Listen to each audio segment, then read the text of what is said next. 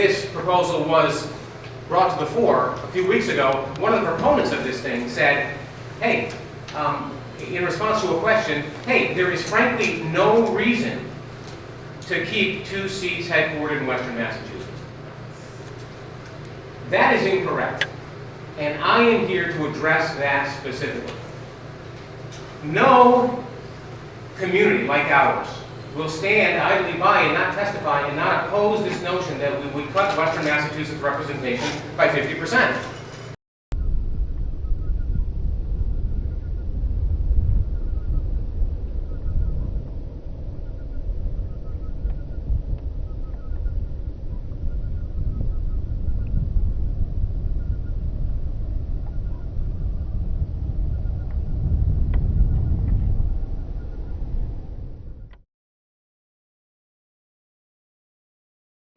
Let me just, for the record, introduce myself. My name is Andrea F. Nuciforo, Jr. I live and work here in Pittsfield. I am the Register of Deeds. My office is literally across the street. I have this region of the Commonwealth at the Registry. I also served in the State Senate for 10 years. I represented the Berkshire District from 1997 to 2007.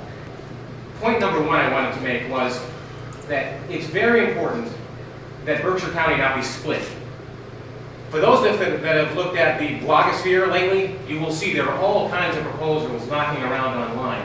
A number of them have cut Berkshire County directly in half, right around Pittsfield, putting the southern part in with a district and the northern part in with a northern tier district. I think that would be dreadful for the people that are collected in this room and the folks that live in Berkshire County generally. There are a long line of Supreme Court cases that lay out this notion of communities of common interest. And I would submit to you that all of Berkshire County together, all 134,000 of us, are as a whole one community of common interest. We've got a one county seat, Pittsfield.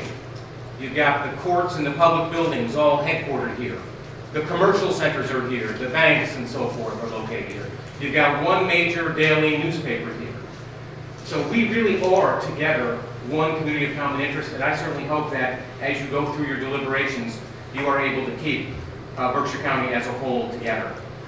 The second point I would make is it pertains to this proposal that has had a lot of coverage in the Boston press from an organization called fairdistrictsmass.org. Some of you may have seen this proposal. I know this was covered extensively in the Globe several days. And I have a copy here of their webpage, fairdistrictsmass.org.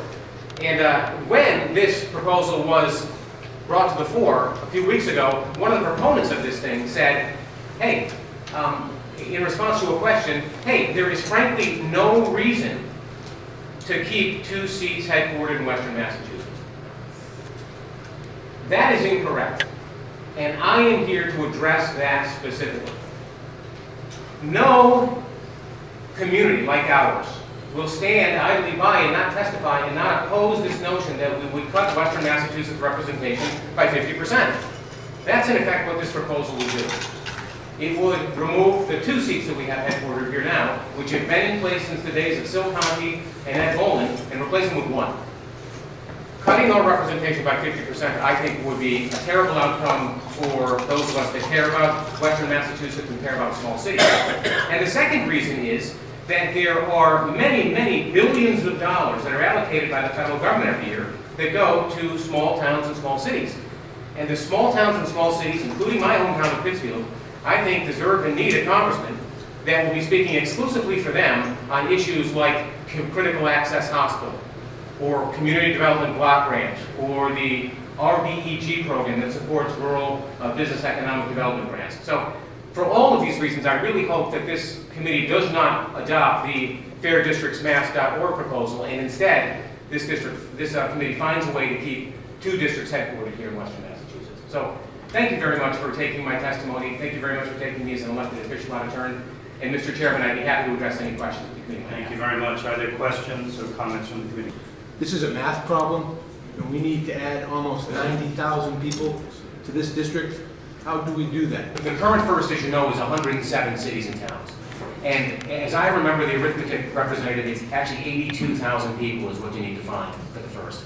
I think that can happen. If the committee, in its wisdom, decides to keep the first with a small town, small city composition, and I hope that you do, by bringing Northampton, Hadley, and South Hadley in, you solve almost half the problem.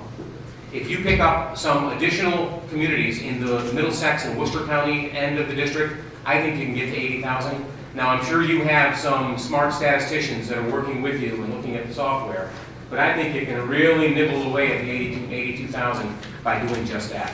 Now, I also understand, because remember, I was in the state senate when we went through this the last time. This is a kaleidoscope.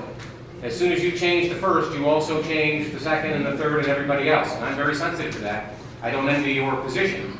But I think, to answer your question directly, that that's the way you can solve this problem. Other questions or comments? Thank you very much.